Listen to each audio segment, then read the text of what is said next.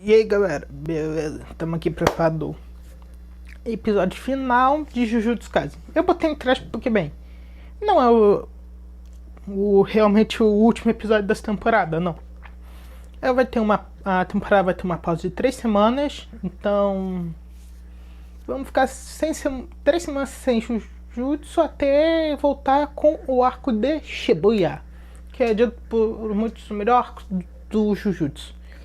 Então, o que aconteceu nesse episódio? Vamos falar mais disso depois da abertura. Nerd Clover.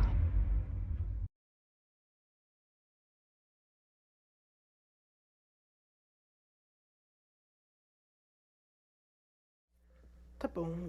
Como esse episódio se inicia? Ele se inicia basicamente um ano depois de todos os acontecimentos. E temos uma cena lá do Gojo, da Shoko e do Geto conversando. E eles estão tacando coisa no Gojo e não adianta porque agora o Gojo consegue deixar o Mugen automático. E eles perguntam, Gojo, na verdade eles falam, Gojo, se tu continuar assim, teu cérebro vai fitar. Mas não, graças à energia perversa, ele consegue deixar o cérebro dele fresquinho. E também ele tem agora domínio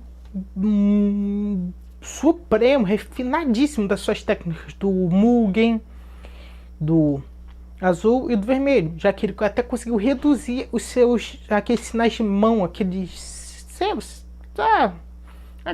paragrafários que eles tinham, que Naruto fazia, um monte de selo, lembra? Ele reduziu muito deles, só falta ele dominar o teletransporte, que em uma cena aí até mostra o Ash se teleportando. Eu não tinha reparado isso, quem reparou foi o Lucas do Jedi Nerd. Vou deixar o canal dele na descrição e um vídeo dele no card, que eu não faço ideia onde é. Daí eles comentam que o Geto tá passando muito mal, ele tá mais magro,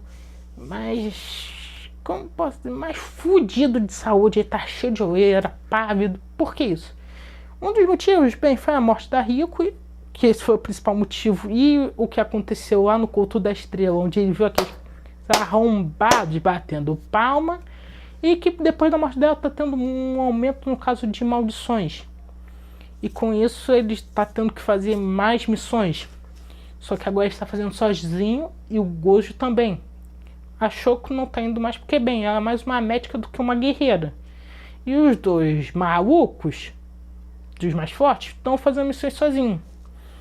E tem uma cena que o Geto tá tomando banho e, de novo, uma coisa que eu não reparei, foi em outros canais que eu vi, Nerdtech e Narrativando e o Jedi Nerd, que é uma curiosidade legal, que o Geto escuta o som do bater de palmas enquanto ele tá no chuveiro, o som da água substituído pelo bater de palmas. Isso mostra que ele tá muito doido. Tem uma cena assim, esse episódio, em vez de momentos desconfortáveis, fica assim e diz malditos macacos. É onde ele já tá começando o círculo de loucura dele. Daí vemos uma cena onde a Tsukumi Yu, que é apresentada, a mestra Todo, que apareceu na primeira temporada, ela queria conversar com o Gojo, conhecer eles dois aqui. Ela se eu não me engano, eu acho que eu tô certo, a primeira feiticeira de grau especial. Acho que foi a primeira desse título. É o que eu entendi. Se eu estiver errado, comentem aí. Falem em comentar, comentem, compartilhem, deem like no vídeo, por favor. Daí, eles chegam no assunto. Que tu sabe como surge uma maldição? Dos sentimentos negativos dos humanos. Só que só os humanos normais fazem isso. Porque, bem, eles não controlam a energia amaldiçoada deles. Feiticeiros Jujutsu controlam tão bem que não criam maldições, a menos que seja um espírito vingativo. Como Sukuna, eu acho que ele é. Eu acho que é. Então, ela apresenta alternativas. Ou ela transforma todo mundo em feiticeiro, ou faz a energia amaldiçoada sumir. Não, transforma todo mundo igual ao Toji. E por que ela quer isso? Porque ela odeia o mundo Jujutsu. Ela não trabalha para a escola de justiça. Ela não gosta das regras, não gosta de nada desse mundo. Ele acha esse trabalho inútil. E esse ponto é interessante. Qual dos dois você acharia melhor? Todo mundo virar feiticeiro ou todo mundo deixar de ser feiticeiro? Comentem aí. E bem, ela tá sem as opções agora, porque bem, a aposta que era melhor era transformar todo mundo em como o Toji, porque bem, tínhamos um espécime para estudar, que é o Toji, que é o único espécime desse tipo no mundo, mas esse recusou a ser estudado. Era só oferecer dinheiro para ele ou qualquer coisa que eu acho que ele faria. Eu acho que não ofereceram, mas deveriam. E agora que ele tá morto, que o Gojo matou, não tem o que fazer. E o Geto pergunta: aí, e se a gente matar todos eles? Só deixar os feiticeiros vivos? E eu disse: até que poderia funcionar, mas eu não sou tão doida a esse ponto. Olha, essa conversa até que pode ser bem humana, mas eu acho que ficou meio esquisita. Tipo, porque o Oda Tsukumo não reparar o estado da aparência do Geto e a sua mental, ela tentar perceber que ele tava meio amigo, tu não tá passando bem, né? Melhor tirar essa ideia da cabeça. Sei lá, faltou acho que um pouco de tato pra reparar que não tava tão são assim, por causa que dá pra ver o estado físico dele. E ele soltar do nada pergunta desse tipo e ainda dizer que tava com ódio de não xamãs, deveria, na minha opinião, ter levantado algumas bandeiras vermelhas. Não tô dizendo que pensou que Geto faria isso. Não, mas, pô, eu poderia ter sacado que esse garoto não tá bem. E esse tipo de pergunta, eu vou dar uns toques pra ele pra ver se ele tira isso da cabeça, reflete. Teve esse ponto. Daí temos um corte. E é aquele amigo do Geto, do Nanami, do pessoal ali. Aquele feiticeiro que tá com o Nanami quando eles foram ir ajudar o Geto e o Gojo na missão do Plasma Estelar. Ele morreu. A missão aparentemente era aparentemente fácil, que era acabar com um grau 2, eu acho, mas se provou mais difícil do que era, e ele morreu. Isso já começa, mais uma vez, a piorar o estado emocional e mental do Geto, ao ponto que ele foi fazer outra missão, que foi fácil, ele conseguiu se livrar do espírito amaldiçoado que tá ferrando a área, só que ele vê duas garotas aprisionadas.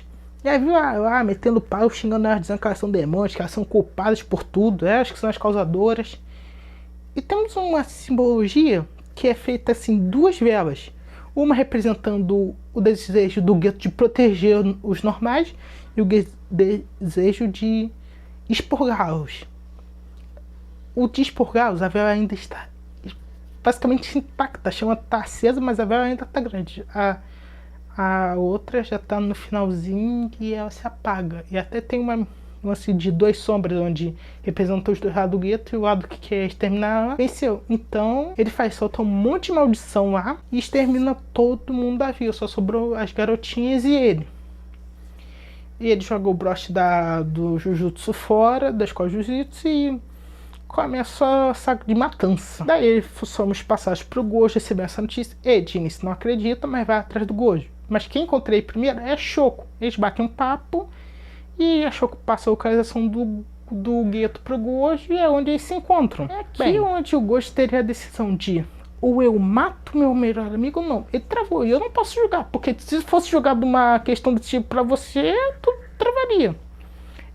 E o Geto faz uma pergunta que deve ter mexido muito com o psicológico do Gojo. Você é forte por ser Satoru Gojo? Ou você é Satoru Gojo porque você é forte? Como dizendo que o poder é a única coisa que faz dele ser ele, como se ele não tivesse nada mais. Isso deve ter mexido com o Gojo.